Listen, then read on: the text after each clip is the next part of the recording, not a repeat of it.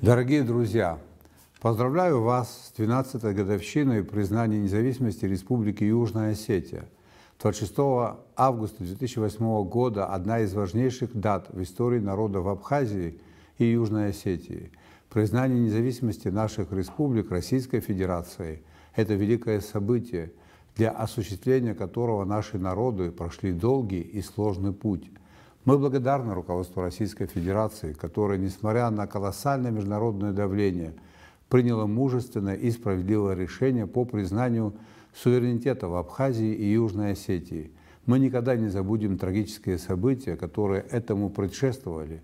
В этот праздничный день склоняем головы перед памятью героев, отдавших свои жизни за свободу и независимость. Мы вместе, поддерживая друг друга в сложные исторические периоды, пришли к независимости.